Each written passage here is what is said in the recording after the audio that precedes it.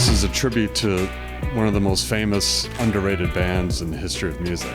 World Tour Anthem reunion. This is the kickoff date. I can't tell you how excited we all are. Energy is palpable. It's going to break barriers in the music world and probably change the course of culture as we know it, I think. They did want to be big. I think we all wanted them to hit the big time. Anthem is Jim Carlton, Tim Robert, Rich Delapic, and Bud Caribia.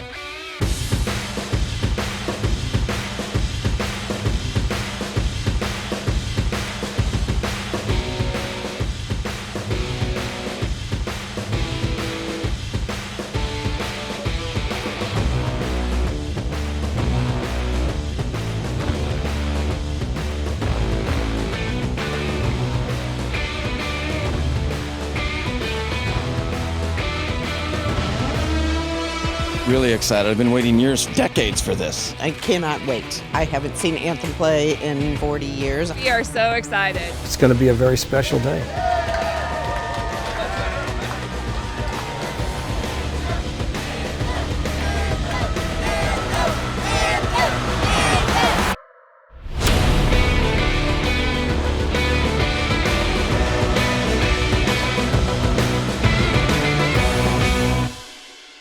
Ladies and gentlemen, welcome to the stage, Anthem.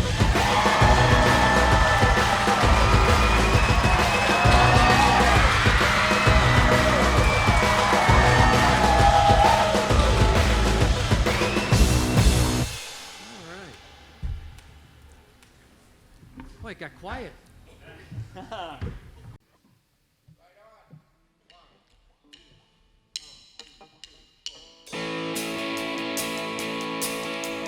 40 years ago, we were kids who had a dream. Playing rock and roll, covered everything but Queen. Couldn't hit the high notes, found songs in our range. Don't even ask, of course we played LaGrange. Didn't hit the big time, doesn't mean a thing. The band is back together, got our own songs to sing. Dusting off the rust, we can feel it in our veins. We're kings in the studio, today we're gonna reign. The road to redemption taken us far, from Catholic schools to the hills of Texas, still dreaming we are stars. No apprehension, just one redemption. The road to redemption. The Road to Redemption is the title of the album and also the first song on the album. And I think it kind of lays out, okay, this is who we are and this is what this is going to be about. The title, The Road to Redemption, was just something that sounded funny to us. We need to redeem ourselves from our past of not being that great of a band. The album title came first, and then we knew we had to write a song called The Road to Redemption as the title track. And again, I think I took a couple cracks at it. I never thought they were good enough, because it had to be good, it had to be a good one. And then Rich took a crack at it, and it ended up where we wanted it, a good song. Time has a way of revealing what is real. Making music with old friends, don't need a record deal. Found a producer who helped us with our sound. Had some laughs along the way, politics won't get us down. The road to redemption, we still got some years. Even though we play with pains, we don't have any fear. No hypertension, just one redemption. The road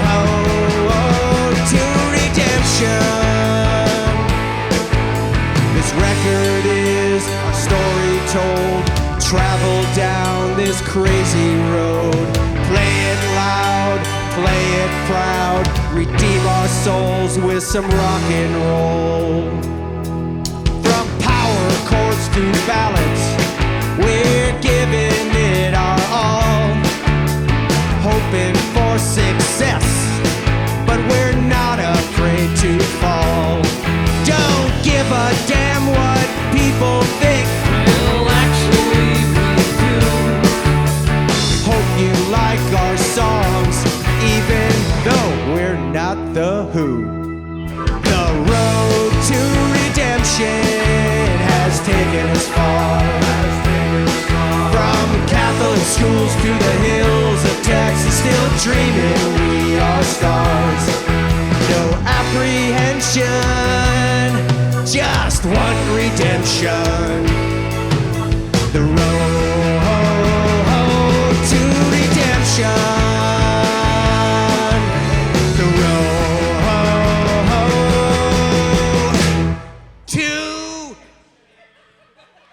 to redemption.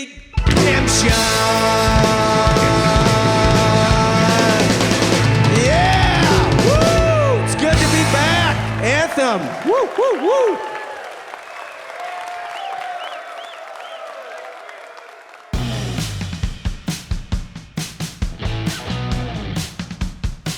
The band started in what we'll call 1976. Tim and I were on the golf team together and played golf together. One day I told Jim, "Hey Jim, I found a guitar in my parents' basement," and told him that I'd been playing a little bit, but I'd only been playing for 3 months at that point. And then you said, I said, "That's pretty awesome, because I've been writing songs." and I said, "Oh really? What instrument?" And I said, "I don't play an instrument yet." You knew a drummer and he had a drum set. That's right. And we're like, well, that's it. That's the birth of the start a band. Yeah. So we had myself and Tim and Rich, who was my next door neighbor, one house over. He approached me about, he said he had met a guy who played guitar named Tim. I knew Rich a long, long time. We basically grew up together, and I could always hear him playing, in the basement, playing drums. So I said, I know a drummer. We went to the music store to buy me a bass, and I had very limited amounts of money. So we bought probably the cheapest thing that was hanging on the wall, pretty much. And then Jim bought a bass guitar and didn't really know how to play the bass, and the three of us kind of formed a band. Yeah, that was the genesis of Anthem. Rich discovered a whiz guitar player. Rich and Jim sort of caught me as I was walking out of the steps of the school. We cornered Bud outside a high school dance and said he was going to be in a band. And he said, "Oh, I am? Okay." And the rest, as they say, is history. The year was 1975. St. Louis, Missouri, Westboro Country Club. Legend has it, it was the 5th hole where everything got started. Oh my God, Tim, that's the biggest hook I've ever seen you hit. Oh no, it's going right toward Lockwood Avenue. Hey, by the way, did I tell you I found a guitar in my basement? Oh, that's pretty cool. Hey, guess what? I've been writing songs. No way, I didn't know you played an instrument. Well, I don't really play an instrument, but I know a drummer. Let's start a band!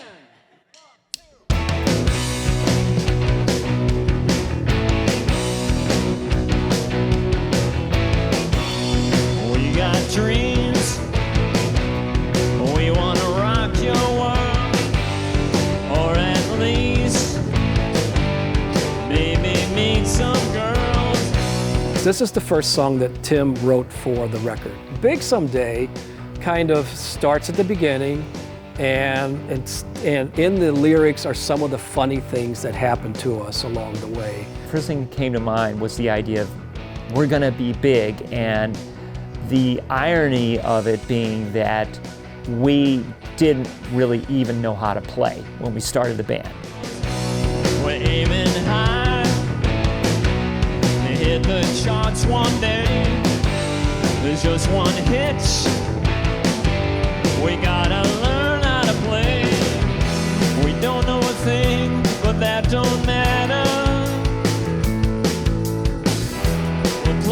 one string with one finger. We're gonna be big someday. We're gonna be stars. But we got work to do. We gotta learn to play our guitar. We're gonna be big someday. We're gonna break through. But all we can play is smoke on the water. That's all we can do.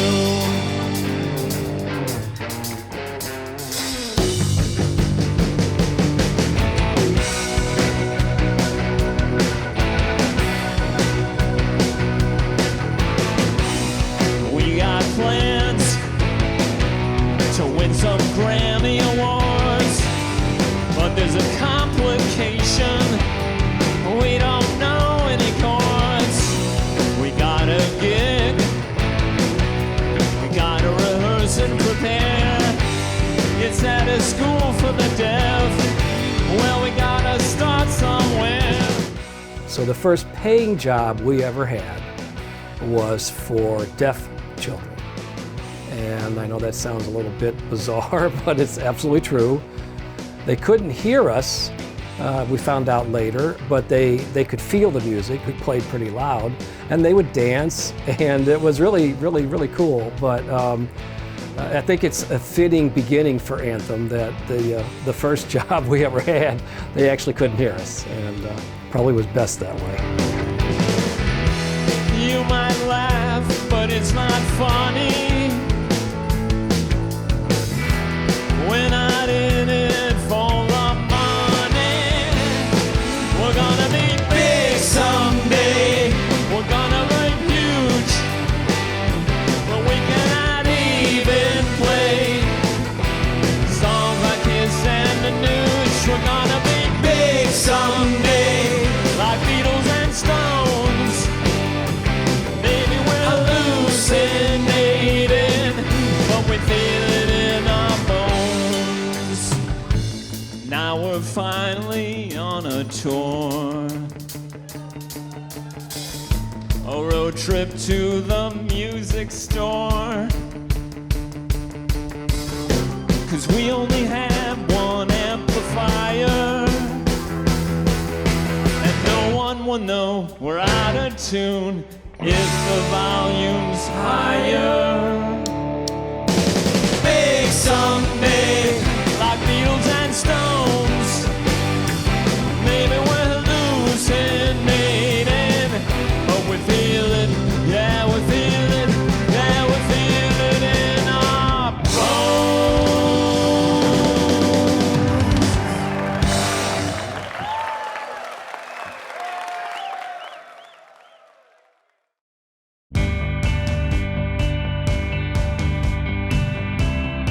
I started playing the drums when I was, I think, in 6th grade, and I had a little drum set in my basement, and I was a freshman in high school, I believe, when we started. I was one school grade ahead of Rich, and Jim was one school grade ahead of myself. I started taking guitar lessons probably around 11 or 12, something like that. I have 3 older sisters, and they all were given piano lessons as children.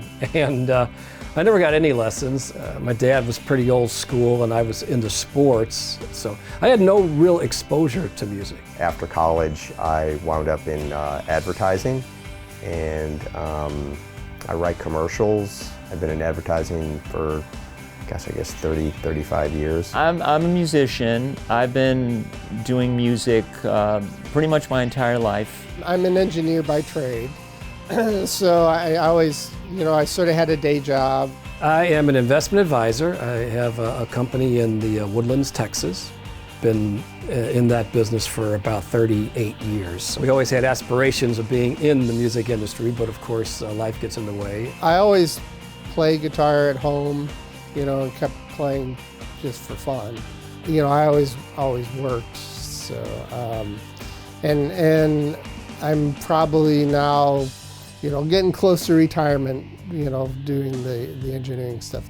I do not regret not becoming a full-time musician because I wasn't good enough to do it. So you have to know as a person what your strengths are and what your strengths are not. And I knew, we had limited abilities in terms of our singing abilities, in terms of our playing abilities. I've always seen music more as enjoyment, not as a job. In hindsight, I think I made the right choice of doing what I did. It's pretty funny because we all joke, the band members, are all fairly successful in their careers. And I think early on I knew music was fun, which actually makes it even better because now when I do it, there's no pressure. It's just for pure fun, which is why we're here doing what we're doing. Music is the one thing when you write songs that nobody can tell you, what to do. It's your baby and it's your creative expression, and to me that's pretty great.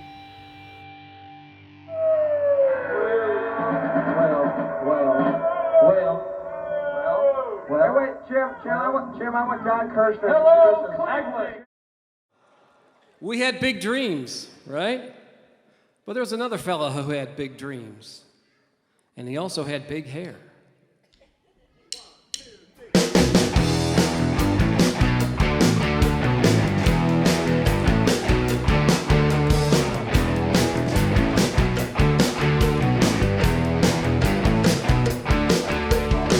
He just had to be part of the action.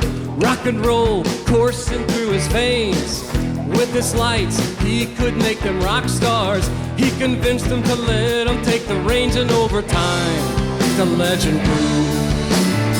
They called him by one name, Lightman, the one and only legend. Lightman, things will never be the same.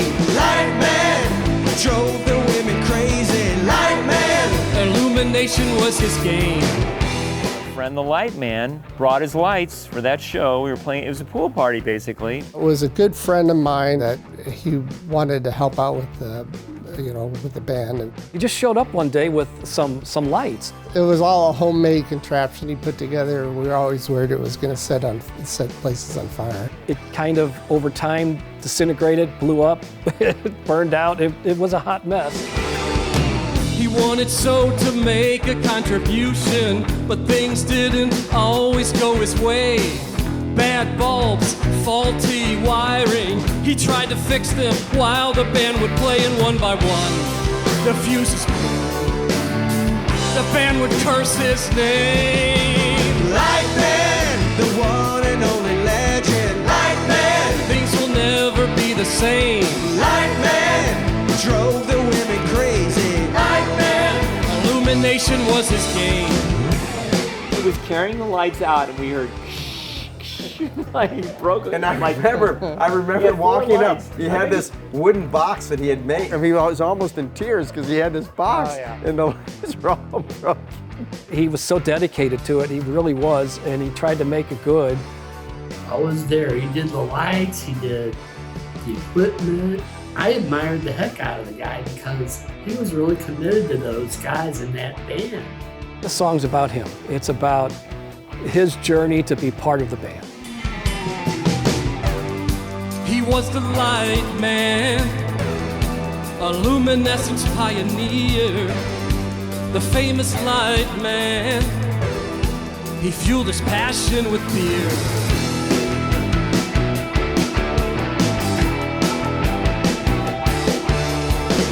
He was quiet, didn't really say much, but known for his crazy hair.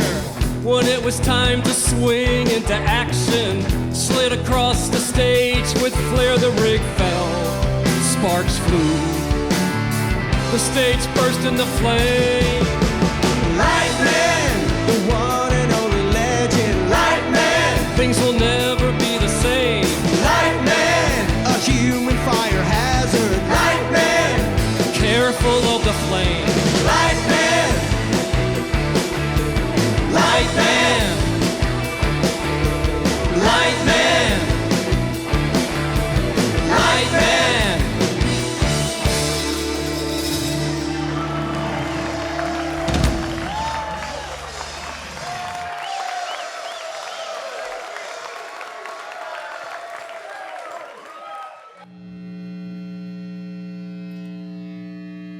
Welcome everybody. Tonight you're witnessing something incredibly special, well at least in our minds, but Anthem is back together.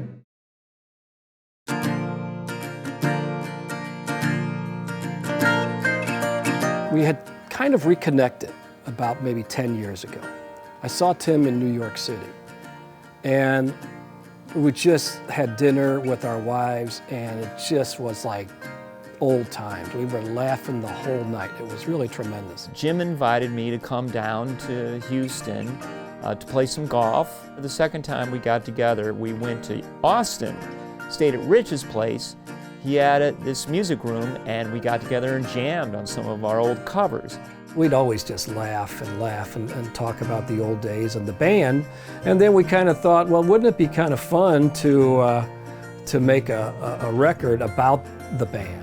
We wanted to do this record of all our experiences as a young band and playing cover songs, and we were just kids in high school. So we started writing some songs, passing them around, emailing them to each other, texting them to each other actually, and having a lot of laughs. Tim lives in New York, and Jim's in Houston, and I'm in Austin, and we kind of wrote separately, and we're sending each other, hey, I got this idea, and all the songs related to our experiences as a band. I think I was the one who came up with the title, The Road to Redemption. It was like, we need to redeem ourselves from our past, and that just sounded funny to me, and that we kind of came up that, okay, that was going to be where we're going. We're calling it Anthem, The Road to Redemption. I think I even created a Facebook page. We hadn't done anything yet, but I created a Facebook page to kind of commit ourselves. Okay, we're going to do this. We just started putting these little stories together of our experiences, and we all wrote songs around that, and collectively it kind of turned into a bit of a concept album where it was this whole story of Anthem and our life is, as teenage kids in a band. At this point in Anthem's history, we were unquestionably pretty bad. And so we thought, maybe we should add some musicians who can play better than us. So Jim found a guy, a guitar player, and invited him to join the band. But the one thing we didn't know was that inviting him to join the band entailed a package deal where he had a friend who also played guitar, so he joined the band too. So then the lineup was bass, drums, 2 guitars, and me. This song was supposed to be a joke. This song's called Kicking You Out.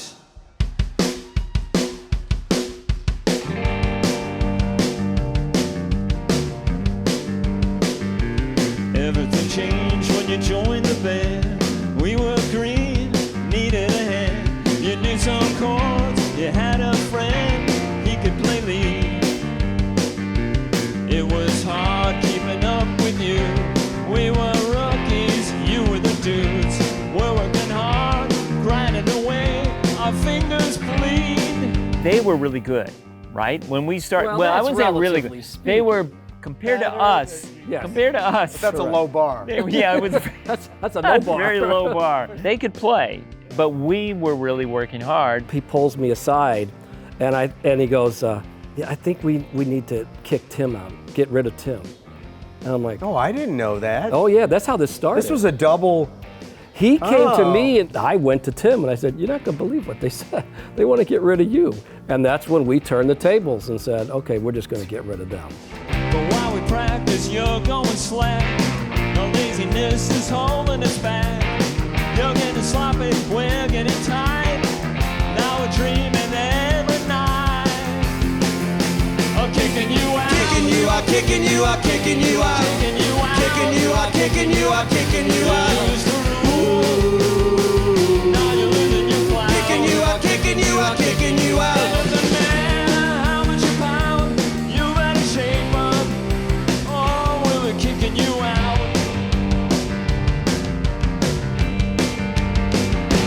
We know this might come as a surprise. It might be helpful if you memorize that songbook on top of your head. It's a bit strange, and maybe Maybe your friend wouldn't blow his licks if he spent less time chasing chicks, and someone to tell him Led Zeppelin is out of his range. Baby, baby, baby. He says he needs a Marshall stack. Well, he's gotta be smoking crack. Now we're talking behind his back. Do you know what we're talking about? Kicking him out. Kicking you out, kicking you out, kicking you out, kicking you out, kicking you out, kicking you out. Neither of you practice. Kicking you out, kicking you out, kicking you out. You suck away our creative juice. Don't wanna hear more for an excuse. I will kick you out.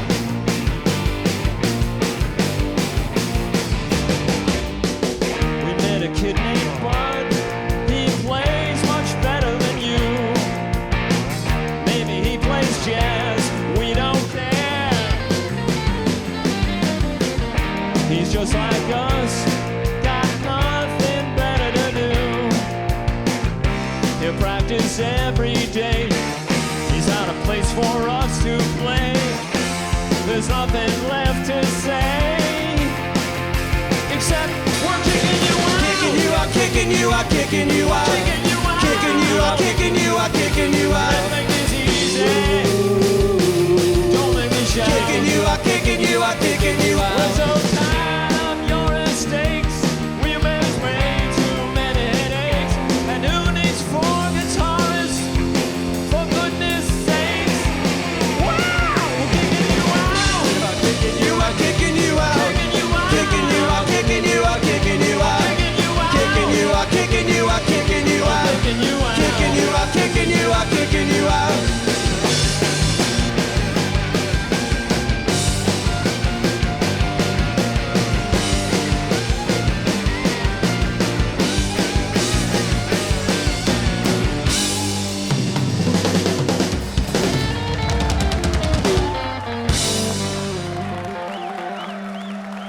Thank you.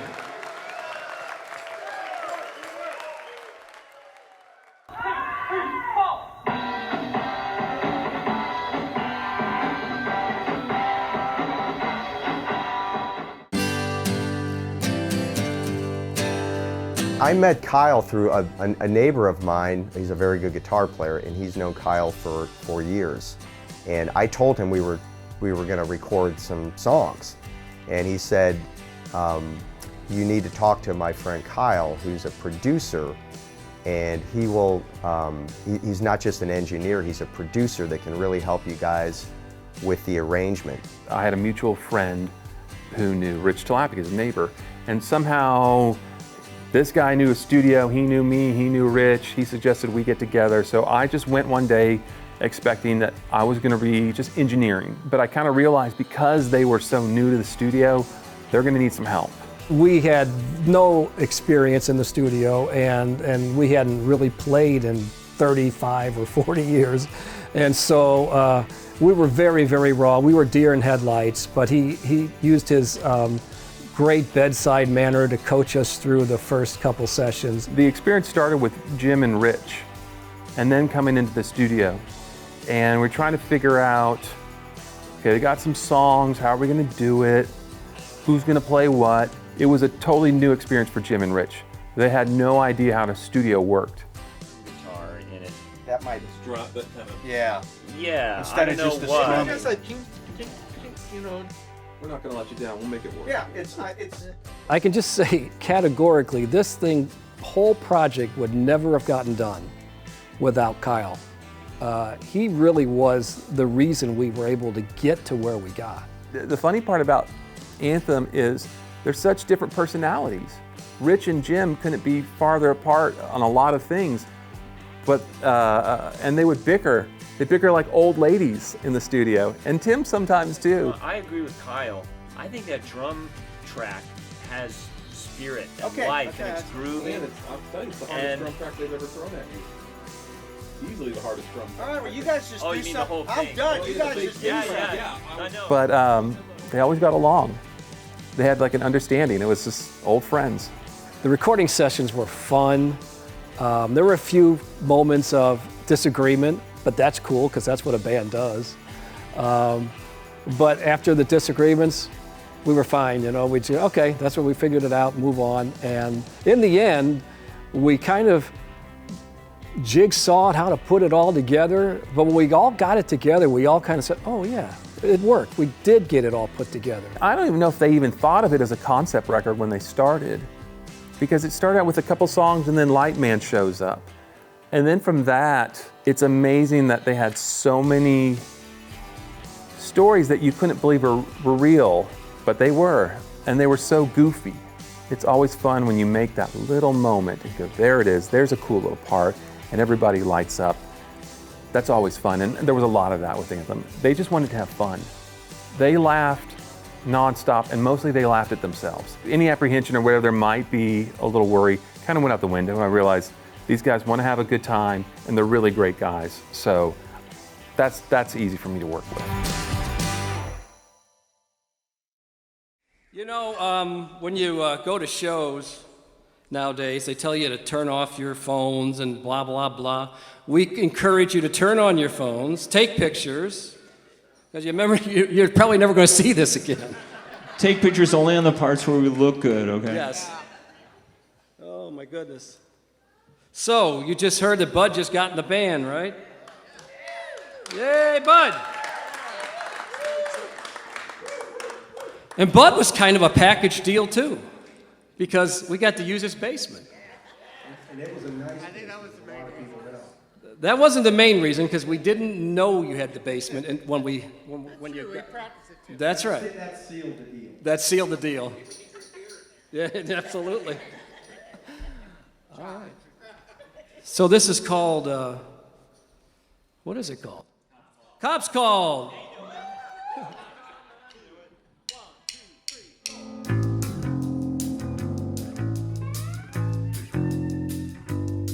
Setting up in the basement, friends start to gather. We got beer in the cooler, it really wouldn't matter. Starting off with a slow one, then the music's getting faster. The girls start grooving, it's like a natural disaster. The whole room is shaking, and the music's getting louder. The band hits its stride, I couldn't be any prouder. Then in a flash, as if a car just stalled, the fun is over. Hey bud, the cops called. Cops called, hands up against the wall. And the cops called, not gonna take the fall. Call, don't take the alcohol.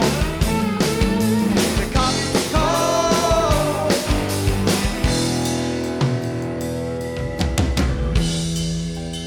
Well, what do we do now? We've got all the spear. Everyone's dancing, having a good time. Man, we were sounding good. We could try to turn down. That's no way, no way. Well, there's only one thing to do. Call, hands up against the wall. Call, not gonna take the fall.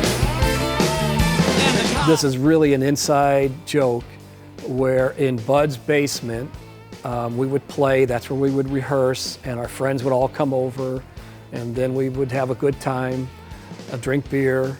And a couple times, I don't know if Bud's dad just wanted us to turn it down, or if it really happened, but he'd come down the steps and we could see him coming down, and he would say, turn it down, hey Bud, the cops called, something like that. So it just became something we said forever. We always said it. It's silly, but the guys who are dear friends, they love it. They think it's extremely funny because they get it, because they were there. We were never hauled off to jail. We were never arrested. We pretended in the song like it was a little more dramatic than it was. It wasn't that dramatic, but it was fun. don't take the alcohol. But the cops call, they wanna bust us all.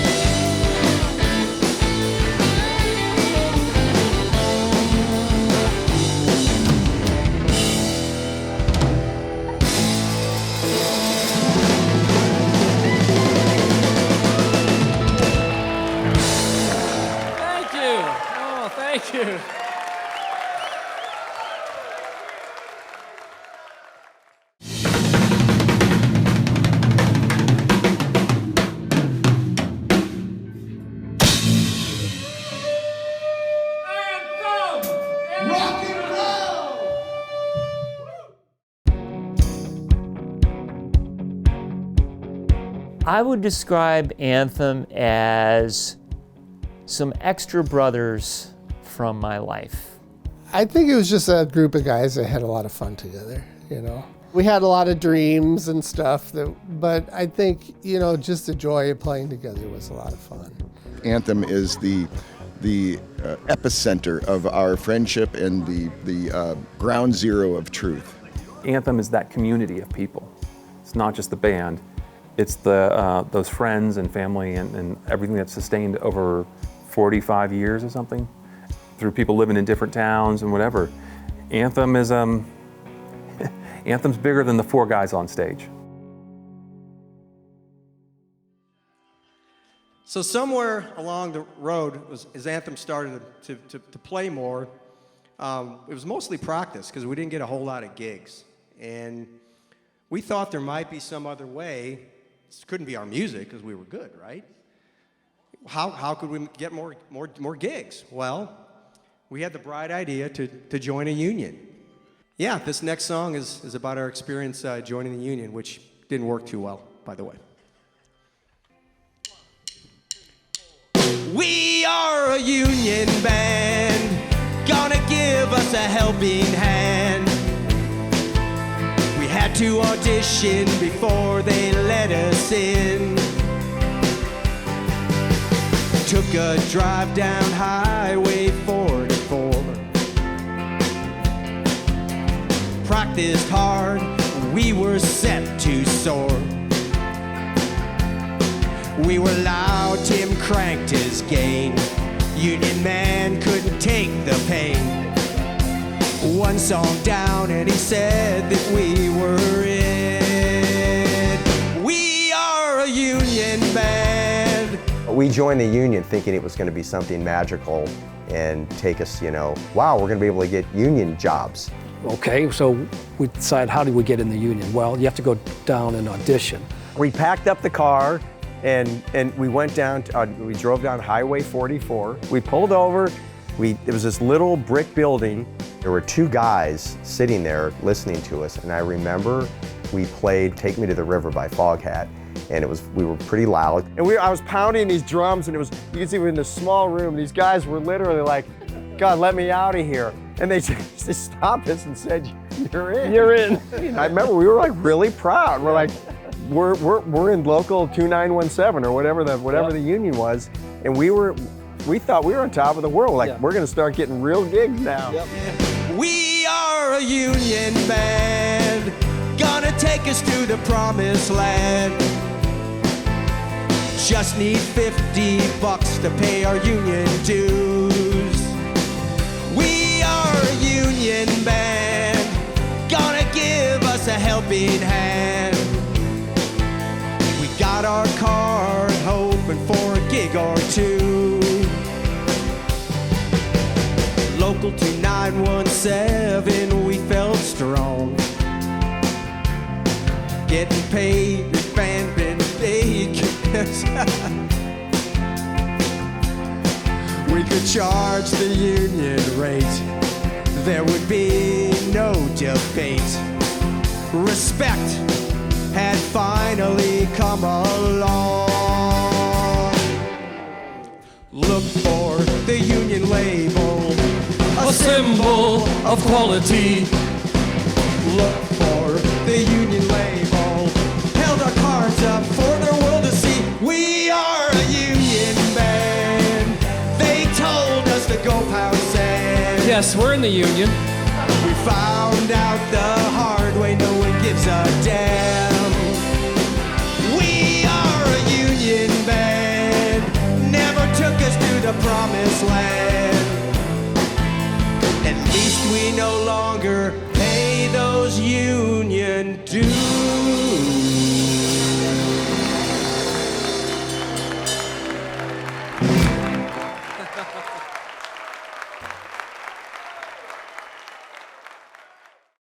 You got to remember something about the 70s. The 70s had groups like Styx and Yes and Kansas and Queen and Rush and all these bands and Journey that had these singers with these high, majestic voices that most human beings can't do.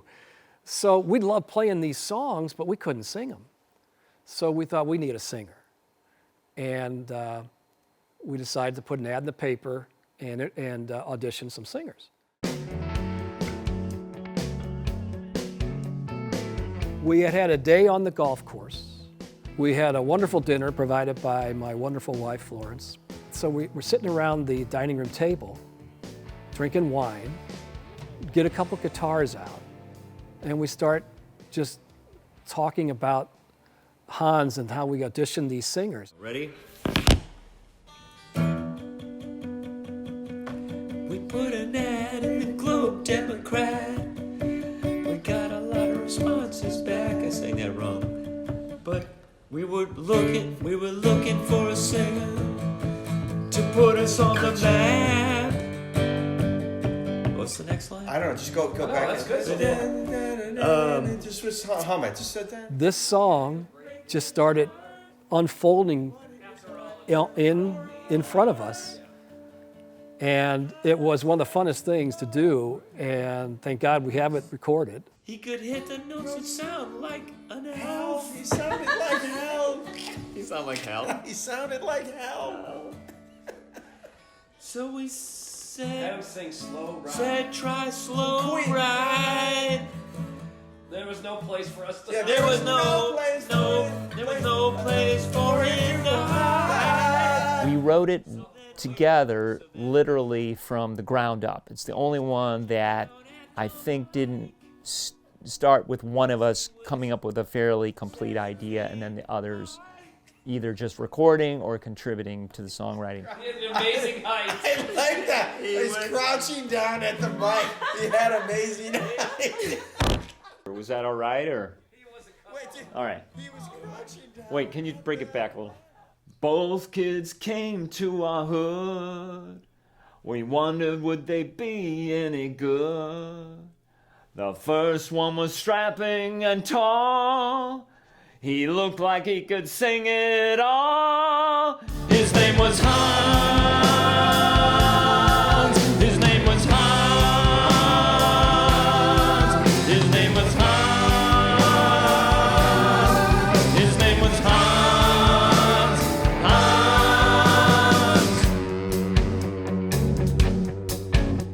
Hans. We made him sing 2112. When he sang, he sounded like an elf. Then he sang Slow Ride. We had no place to hide. He was crouching at the mic because he was 7 feet high. We knew we had to break his heart. We did it for our art. His name was Hans.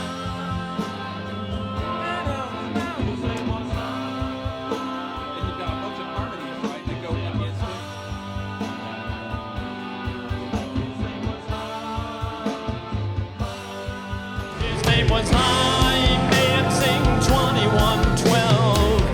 When he sang, he sounded like an elf.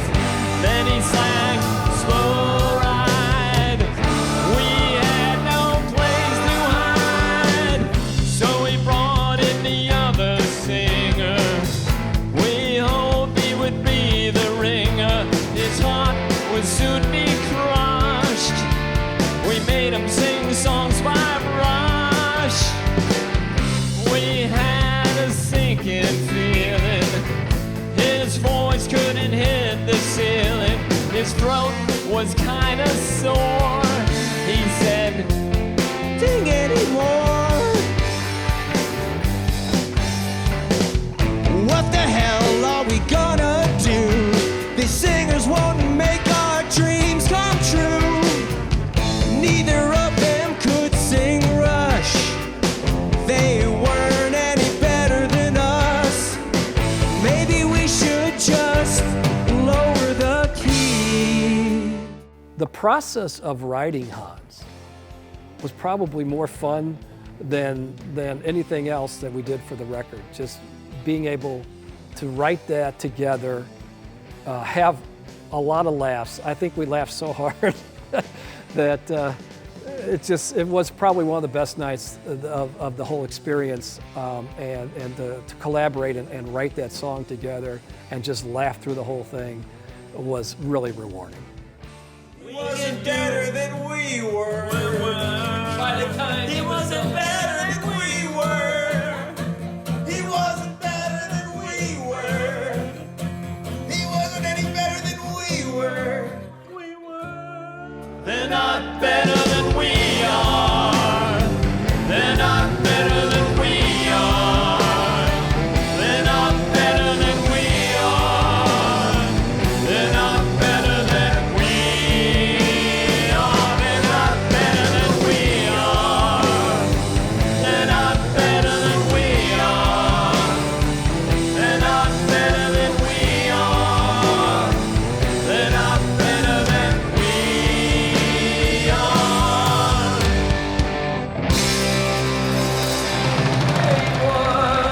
He was no.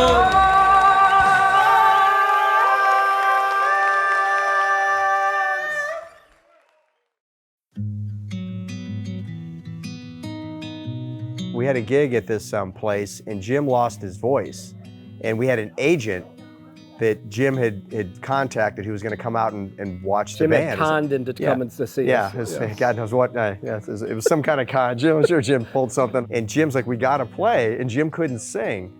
So he's like, can you sing everything? Tim and I, and he's writing down the lyrics. I'm like, we had never rehearsed any of these songs. What was the place in Fenton? The Biltmore. The Biltmore. I had to fill in for you that night. You had laryngitis. I sang Soul Man. I was there. I sang that night. I sang Soul Man. We gotta redo the whole show. I did. Jim had laryngitis. The punchline is the agent did not show up. He never showed. We played anyway. Yeah, no, we played, but he never showed. It had a microphone, and we didn't even have a mic stand. So we had to use a lampshade. It was a lamp stand. It was a lamp stand with like, and I think we put, you know how lamps have the little bulb in it. And I remember we put the mic in the conical, and we were singing basically out of a lamp, you know? And then I remember the thing on, and it started smoking or shorting out. It caught fire. It literally caught fire. Our PA system lasted maybe an hour. So turn that thing off. Turn that thing off. His dad was screaming down because there was smoke coming out. Needless to say, Anthem had very humble beginnings. Not only talent-wise, but also equipment-wise. It was across the board. At that point, Anthem realized that we are what we are. Yes. And despite all our flaws, we had to just kind of go with what we were as a band. Correct. And that was actually probably a good thing that he had to go through. He had to really, sometimes reality has to set in, and it allows you to kind of, move on. We were sitting there being interviewed at Rich's house, and while we're on camera being interviewed, they hand us this binder of old photos from probably, I'm guessing, 1977, 78. Oh, we couldn't help but just want to pour into those. We know. A little bit some Rich. Yeah. And the flannel shirt. And I love Anthem. We were grunge before grunge. I love. I like the card. The card. The Anthem rock band. Very descriptive. Yeah. Anthem at the Road Apple. The Road Apple. Oh, there it is. Oh my Forgot God. about the Road Apple. Yeah, these are the New Year's Eve parties. There, yeah. Oh, that's a great picture. I don't have that one. I do remember, though, that the New Year's Eve parties that were more just the friends, and I'd get to hang out with all my friends, and even till when we started getting married and having kids and all that stuff. The New Year's Eve parties mainly was the thing that I remember. Those were always a blast. Oh, this is at Jim Baker's place. Oh, that is. This is the Bakes. Yeah, Yep. that's the Bakes. There's right before you fell down the steps. Yes. You might have been right It there is. and then. It brings back memories, and you kind of, oh God, I remember that or that. So it was kind of fun. Melody showed up with her pictures, and we really appreciate her doing that and surprising us with that, and that's always fun.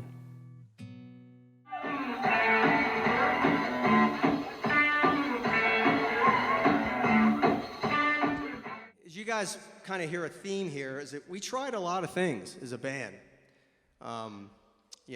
Just the Union, Hans, tried all kinds of things. And we were persistent. Anthem is a very persistent band. And we kept trying. And we thought maybe it wasn't the music. Maybe there was something else. Maybe it was our clothes and our belt buckles and our shirts. So anyway, we gave it our all. This song is called Belt Buckle.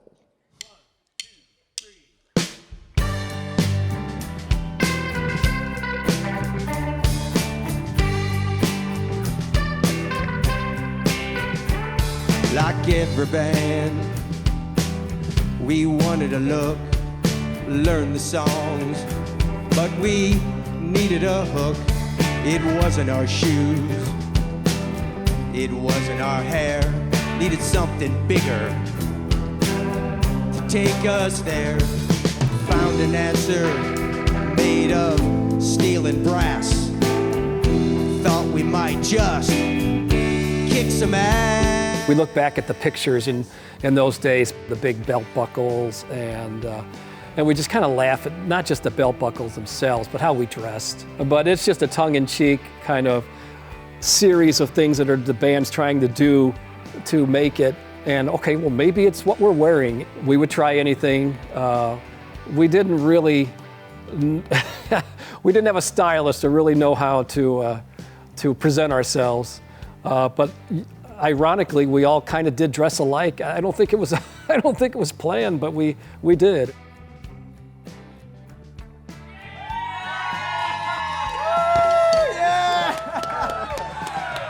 Oh, that's awesome.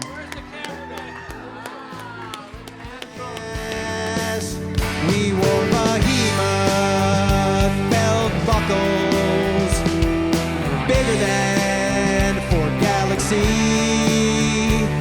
Behemoth belt buckles take us to our destiny. With plaid shirts, we looked the part, didn't cook the bed, or put us on the charts. They were heavy, we didn't care. Gave us swagger, gave us flair. Before they took the stage and belted our pants, a metal albatross, we were ready to prance. We wore behemoth belt buckles. We were proud, but they made us roar. Behemoth belt buckles, suburban conquistadors. All that really mattered, we looked cool. Our guitars could wail, but our belt buckles ruled.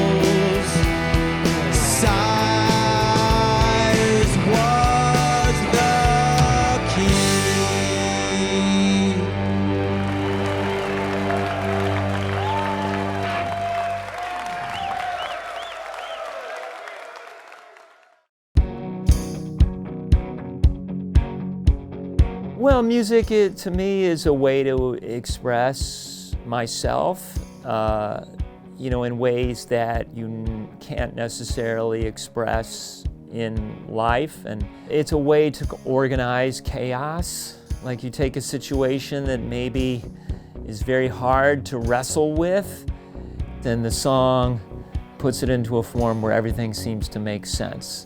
Maybe doesn't give you an answer, but puts it in an artistic form.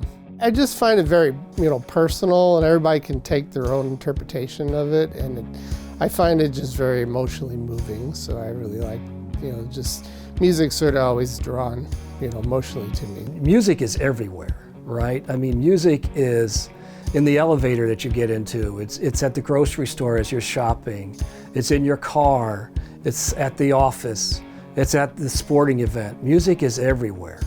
And just to be a little part of that is really special. Just to have one little grain of sand in that big beach is just really cool. So Anthem, we've contributed our little bit into that wonderful, vast world of music, and that's the cool part.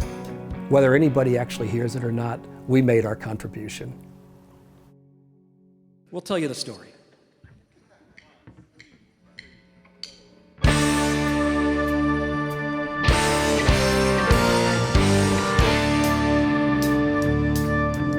The Holy Grail always was the bar.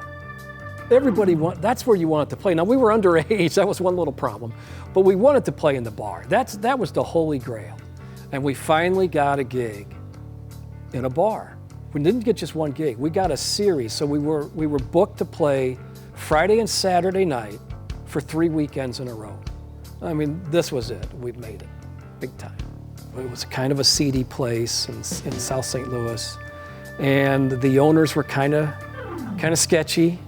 It was a rough place, and some things happened there as we kind of talk about in the song. And basically everything in that song is pretty true. It's all true. And kind of the punchline is, we never got paid. These guys, they stood us up. They never paid us. Ironically, the first bar gig that we got, our big chance, it kind of ended up like the rest of Anthem's illustrious career. It's Saturday night at the Bernard Pub again. About to play when trouble comes walking in. A redneck looking like he's off his mess. Get the feeling he wants to knock some heads. Drinking Jack and doing blow. We gotta start the show. We're keeping cool, but our friends aren't getting along. Get the feeling the redneck dude is on. Suddenly he's standing by the stage, yelling for Skinner and in a rage. Chasing shots with Natty Light. The bouncer's nowhere in sight. It's a Saturday nightmare at the Bernard Pub. A Saturday nightmare. What a nightmare club. The owners don't care that we're under attack. They're in the kitchen shooting smack. It's a Saturday nightmare. Saturday nightmare. Saturday nightmare. Saturday nightmare.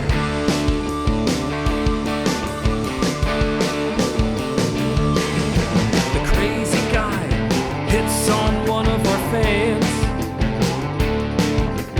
getting a little frisky with his hands, standing too close and pawing at her hair. Our roadies try to get her out of there. The pushing starts, the girl is crying, and now the fists are flying. It's a Saturday nightmare at the Bernard Pub. Saturday nightmare. What a nightmare club. Things are looking bad as guitars wail. Tonight it might be an ambulance or jail. It's a Saturday nightmare. A Saturday nightmare. Saturday nightmare. A Saturday nightmare. Bottles break, his bodies hit the floor. The cops are coming through the front door. Looks like our night is really done. Get out the back. Everybody run! It's a Saturday nightmare. The last time I saw Anthem may have been at the Bernard Pub. There were some hooligans that showed up, and all hell broke loose. There were fisticuffs and all kinds of craziness ensued. I've actually stood on sacred ground at the Bernard Pub. It's a vacant field right now, and I always had this vision, you know, the wind's blowing, the grass it hasn't been mowed in 100 years, and like, this is sacred ground. Saturday nightmare at the Bernard Pub. A Saturday nightmare. What a nightmare club. Things were a mess every time we played. We almost got killed and never got paid. Saturday nightmare. Saturday nightmare. A Saturday nightmare. A Saturday nightmare.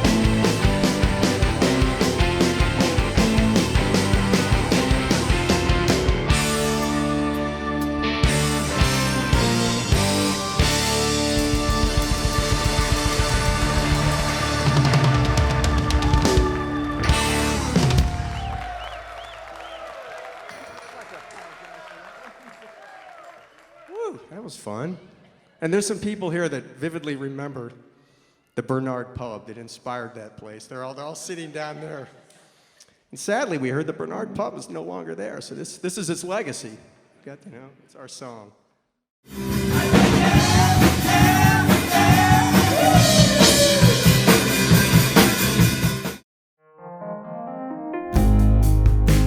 Getting them all together in a room to rehearse, to get it really done, it just wasn't possible with people being in different towns. So I knew what we should do is, let's do a backing band that would support Anthem. That way they could perform on stage and not really have to worry about kind of juggling all the guitar parts, all the drum parts. So you got a group of people one who just came off the road of playing with Kenny Chesney, another one who's working on a record with Paul Simon in the studio, and now they're behind Anthem on the stage. That's amazing when you just think of that. Just that alone is kind of just an amazing thing that we were privileged enough to have that happen behind us. And that was Nick on guitar and Harmony on bass and Ed on drums, and then Kyle helped out. And we can't thank them enough for the help that they gave us and the enthusiasm they gave us, which was really cool. I knew the live show would work. And I also knew that it wouldn't even have to do with how well they played or whatever. It was more about the fun they were going to have. When I walked in and saw it, I thought, this is going to blow their minds when they see, because I don't think they had any idea of what Jim had in store for them. And when they came in and saw the live stage, the lights and everything, it turned out really good. I think we were pretty relaxed and really into the moment. It was funny because from the dressing room we could hear everybody kind of cheering and getting excited, and we're like, oh, okay, this is like a real thing going on here. We got the crowd going, and so that was probably when we heard that. That was really the start of, oh, this is something we got cooking there. Really cool, really cool. I'll tell you, the reunion of Anthem really did affect me in a way that I saw just the power of what music can do for people. It's the source of something. I've always said that the musicians and the artists are the peacemakers of the world, and while the guys in Anthem might laugh at themselves and think it's kind of funny and everything, that their music and their story, but when you saw it come to life on stage and you saw these people, you go, there's so much love in this room, there's so much sweet, beautiful emotion, and that's exactly what we need to fill the world with. We need to have people like this. We need to bring people together, and that's what Anthem did.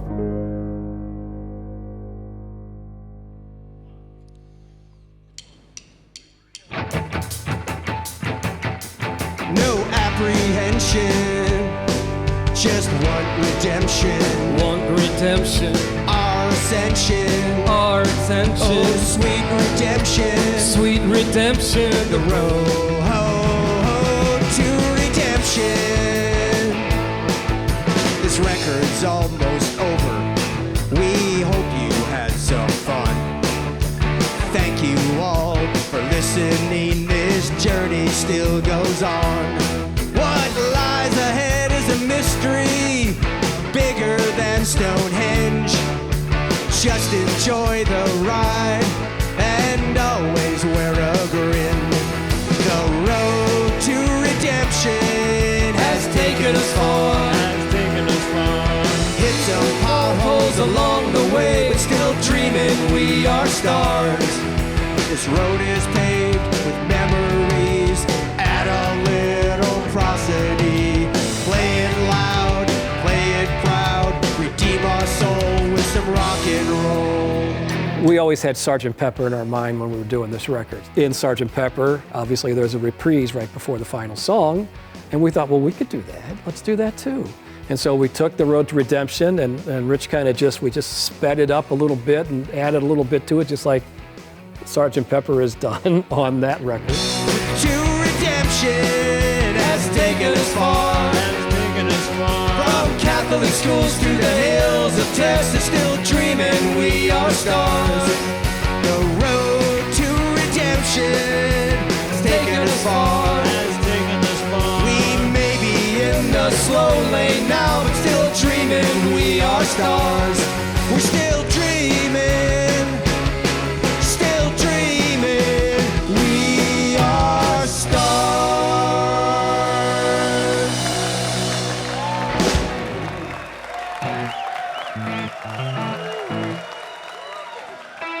Thank you all very much.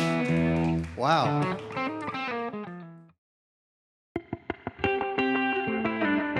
I was friends with all of them. I got to be best friends with pretty much all of the guys in the band, and you know, they put up with me. I went to a lot of the practices at Bud's basement, and that was easy and fun, and they were practicing and I was just hanging out with those guys, listening to them, and they were pretty good, you know. And they were playing songs that I liked too, so I could hear them cover a bunch of, you know, like the Cars. They covered the Cars, just what I needed. And I found out my buddy Rich could actually sing that song. And I was kind of like, man, you're doing pretty good. And in all of rock and roll history, which band would they most fit into? So I would say Jim would belong in the band. Rich, I think he would be like in the Cars. Bud, I would say yes. The group, yes. And then Tim, I would have him in Tears for Fears. I've reunited with all my friends and nobody's changed. They're still these really sweet, nice, really great people who let me be over the top. And when they started to cover Badlands, I got to sing the high part, which I couldn't necessarily hit the high part in a, but that was like something that was really cool that Jim let me do. Oh, this is so much fun. I can't believe that those guys all let me do it.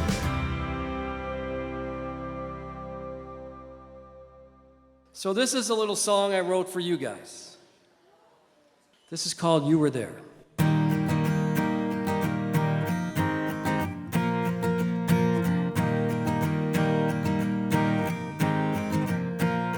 You were there from the first moment on. You were there when we started singing our songs. You were there when we were working it out. You were there in our moments of doubt. You were there right by our side. You were there when we were petrified. I knew I wanted to have something prepared for our dear friends who were coming to the show. I wanted to thank them. And I came up with a song called You Were There, because they were there. They were there from the very beginning. When we started just rehearsing at Bud's house, they would come over and supported us. And when we did road trips down to Rolla, the guys would come with us and help us be our, load equipment, be our roadies. And I wanted to honor a few people who have passed away, and make sure that we remembered them too. And so it was emotional. It was emotional for me, but I wanted to do that. Again, sometimes I'm the emotional guy in the bunch. On our way to Rolla, all piled in a car. Your excitement made us all feel like stars. We could be uptight, but you calmed our nerves. And by the end of the night, you were all over, sir. You were there, loading our gear. You were there, drinking our beer.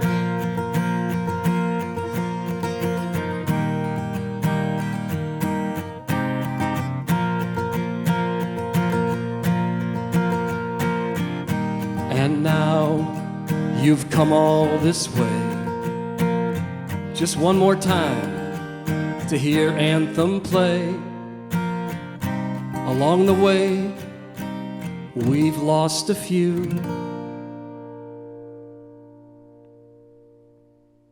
But always know how much we loved you too. You were there.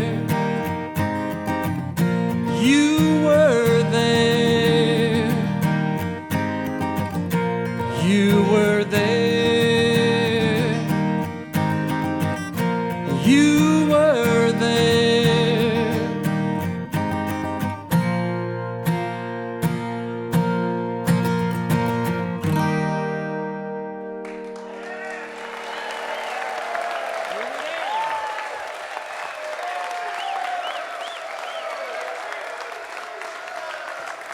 Thanks to all of you. All right. Ready? Yeah. 1, 2, 3. Hang on, here. 1, 2. 1, 2, 3.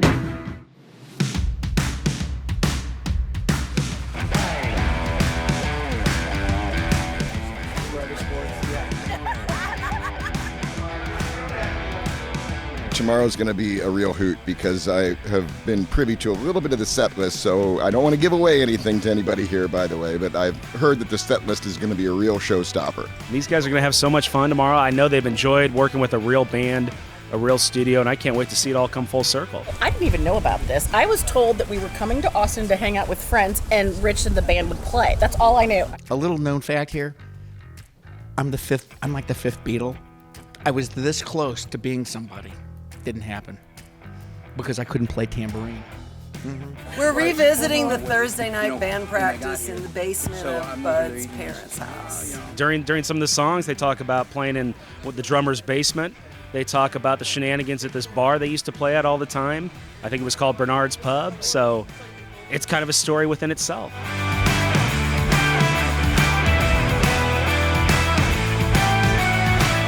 It's my father-in-law and his papa's band, so it's a pretty special band to us. We like to listen to it a lot while we're playing. We are so excited. We can't wait to see him. I've never seen like a band live, so this will be interesting. Well, I'm supporting my friend Rich, who's been my friend for a really long time. But I didn't know him when he was in the band. I knew him through his solo career. Yeah, so this is going to be a real treat for me to see this band perform for the very first time. I played with them once years ago. Yeah, I was a guest.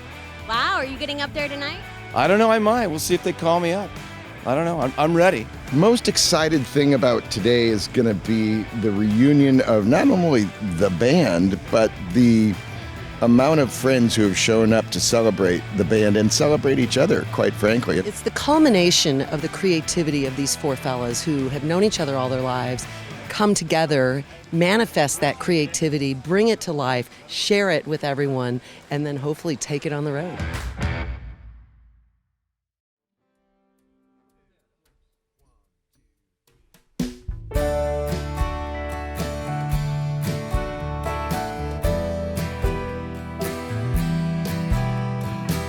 Part of doing this record was, actually the special part of it was getting back together with old friends.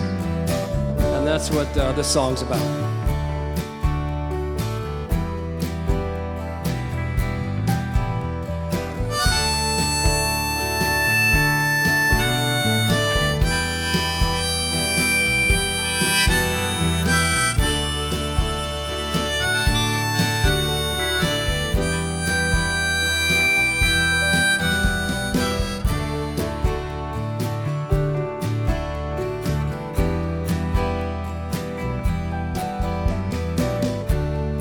good to see you once again.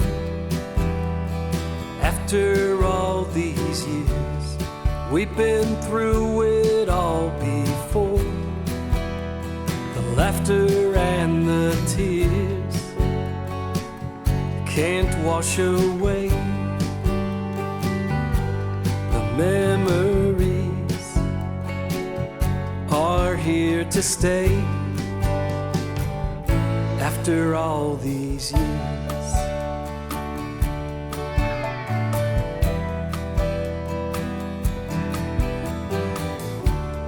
we were bound by our youth, standing side by side, not afraid to take a chance, a magic carpet ride to the stars, a story told with these guitars. You can't return to the past, so they say, but there's always one more song to play.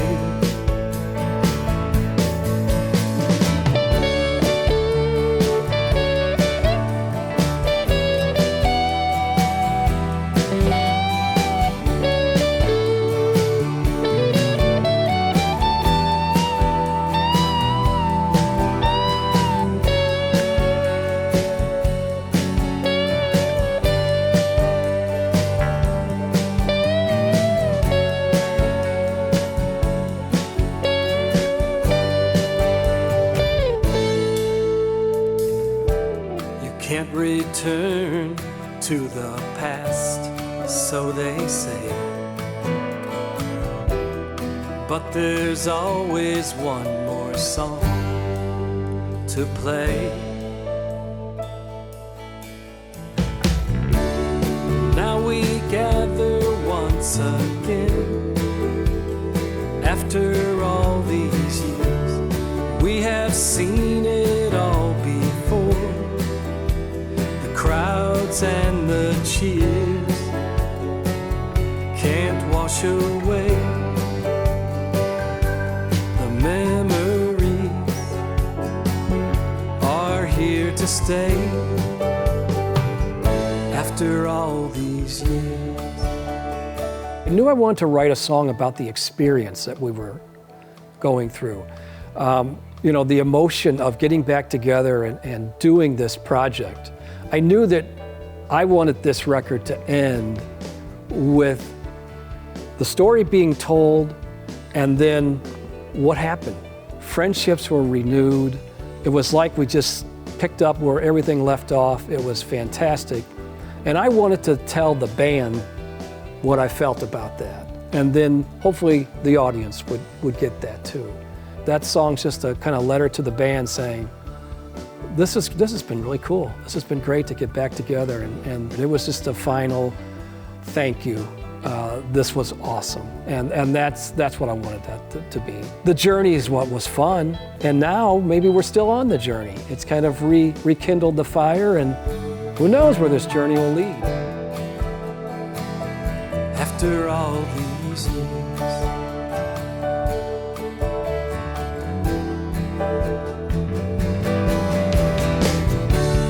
good to see you once again. It's good to see you once again. It's good to see you once again. It's good to see you once again.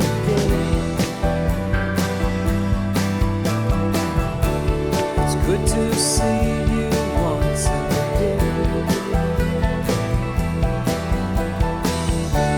It's good to see you once again.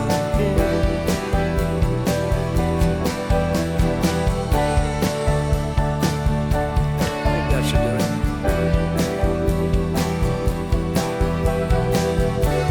It's good to see you once again.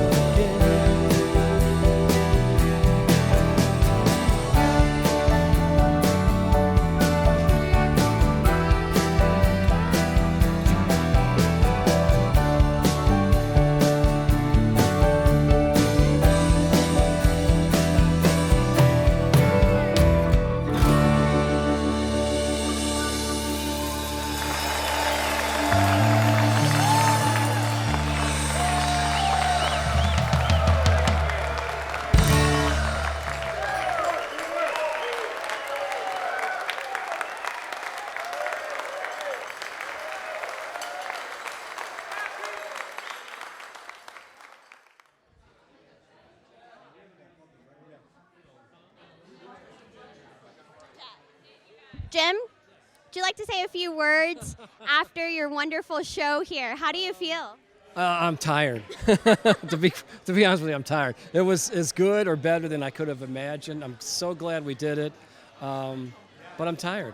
How was the crowd? The crowd was fantastic. That better than I could have possibly guessed, to be honest with you. I thought, it'll be fun, but there was so much emotion in the room.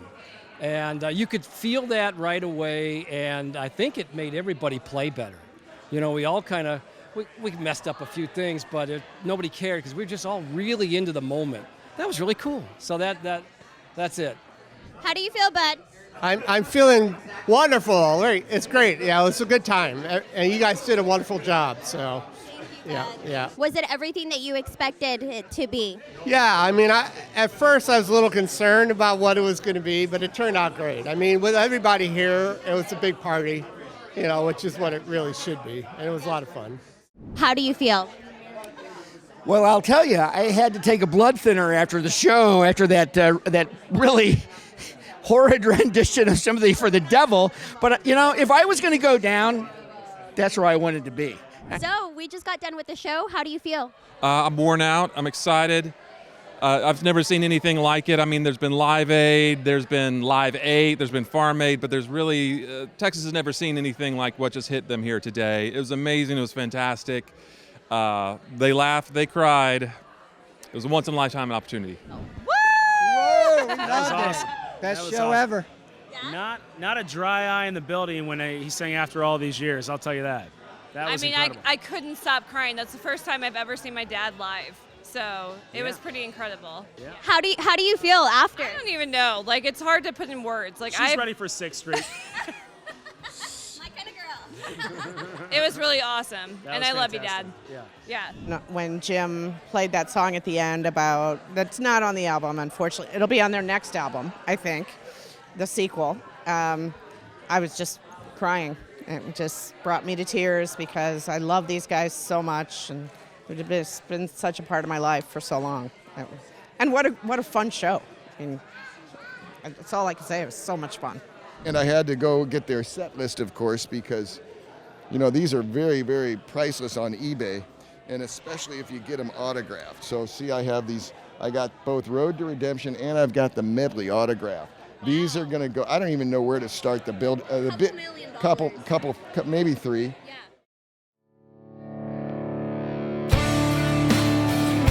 We are all here because of this band. I mean, they are the nucleus of an incredible gift of friendship. We have shared so much of our lives together, and then when we get together, it's like nothing ever passed. Nothing ever passed. I mean, it's like it was yesterday. We had so much fun when they would come over to Bud's basement and hang out while we played. It was like a little private concert, and they came to a lot of our shows. And we just had a blast all the time. The friendships that I've had over all of these years, because I've known these guys for so long, and how close, we can not see each other for 5 years and then back together, and it's like we were just together yesterday. And there's this whole network of friends that never would have happened without Anthem. And so it's so much more than just us playing music. I wouldn't have had this group of friends without the band. What we found out was it's not just being in the band. The band was almost just a reason to continue these friendships over a long period of time. It was like a thread. It was like one little thread in this quilt. And it was the band. And we realized, wow, the band's the thing that kind of helped bring everything together. I thought this was a story about some guys just reliving high school memories, but really the story is about friendship that still lasts. Lasted 45 years and still goes strong. Anybody who's been in a band has wanted to kill each other, and they haven't killed each other yet, so they're doing pretty good.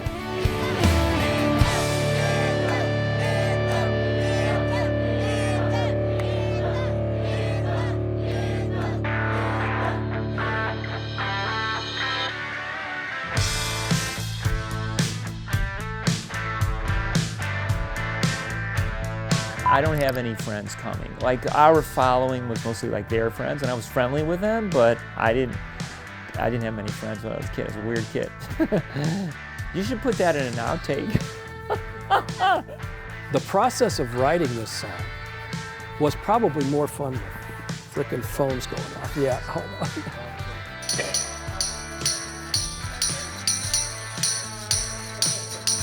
Tambourine works.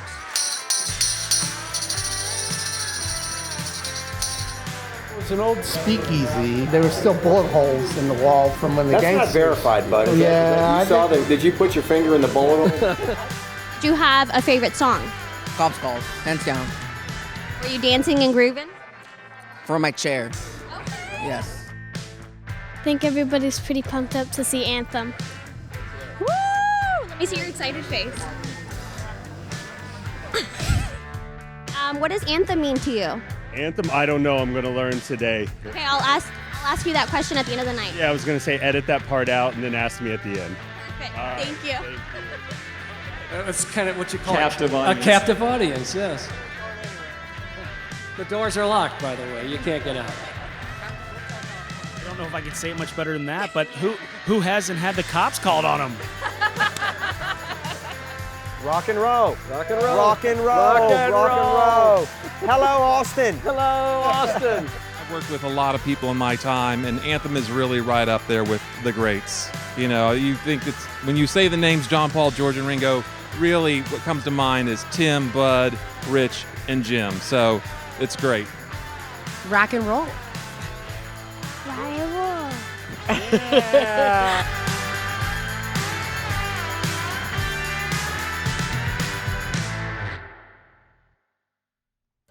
And what is your name?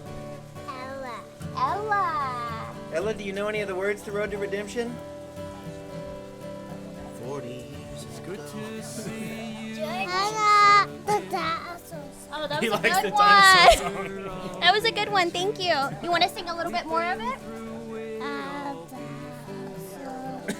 Good.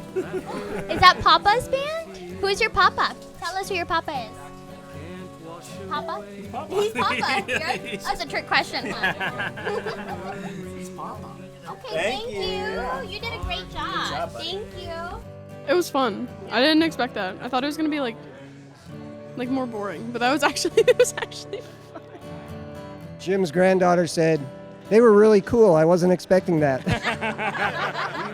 Surprised. I had to get my union card too, so I do have my official union card. I had to sign it up backstage, so now I'm also a member of the union.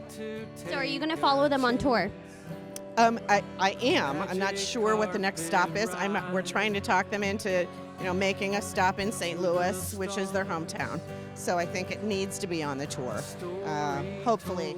This is something that maybe Jim doesn't know, but I offered a couple of the ladies from the group, I offered them $50 if they would go up on stage and kiss Jim, because he's a rock star, and they both declined. So I don't know if you noticed, but I went up and I gave Jim a kiss on the cheek. That is the first time I've ever kissed Jim, and all of a sudden Rich came down. He was hugging Nancy.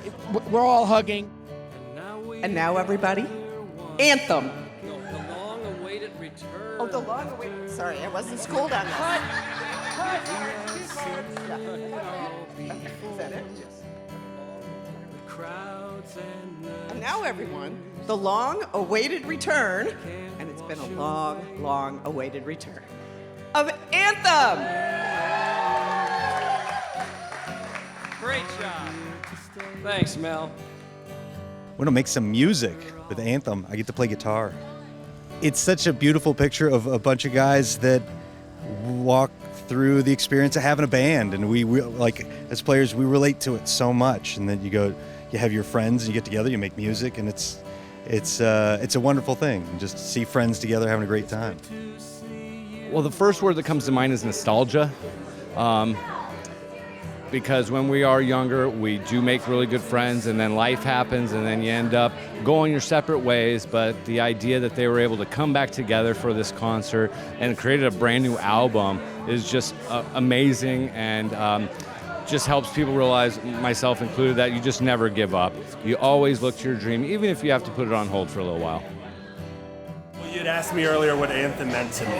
And so during the show, it means friendship. And so that's what it meant to me. It was nice seeing a bunch of friends together and their history. And it was an amazing show. I had a great time.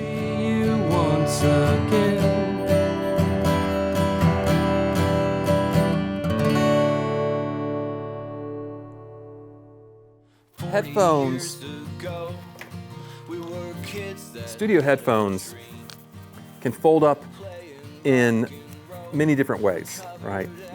But some of them twist backwards and fold up. It's like a modern day Rubik's Cube. And so one day I'm sitting in the control room and I'm watching Jim and Rich, and they were fumbling over these headphones, and it looked so ridiculous and so hilarious. And I kept on thinking, like, it was the greatest moment that Spinal Tap never filmed. And they had no idea that they were doing it, and it kept on going. And I was just, I wish somebody would have filmed. This is the greatest moment I've ever seen in the studio. Two guys trying to figure out how to unfold the headphones and put them on. They laughed at it. You know, they've got such great sense of humor about themselves, and they had as much fun with it as I did. So it gives me hope for when I'm older, because I don't know, like the arts, like that's what we do here. So, you know, just to know that I'm young now and I appreciate it, and hopefully I appreciate it when I'm their age. This show was absolutely amazing. They brought the house down. They had people, you know, singing and dancing, getting up on stage, throwing their underwear. I'm just kidding. But it was wonderful. I think they had a blast. It was really cool. I think it was super important and special for them to have all their old buddies, and the story that they're trying to tell is really cool and super heartfelt, and they did a great job. And when they finally did get on stage after all the rehearsals, you couldn't even tell that this isn't something that they do every day. It was like really, really good. Yeah, it was a lot of fun. Hoping for success, we're not afraid to fall. Don't give a damn what people think, well actually we do. We hope you like our songs, even though we're not the Who. That was so good. What happened? The road to redemption has taken us far. From Catholic schools to the hills of Texas, still dreaming we are stars. I don't know what no apprehension, just want redemption. Something easier. To redemption. Bit of finger ease. Perhaps everybody needs a little finger ease. To redemption.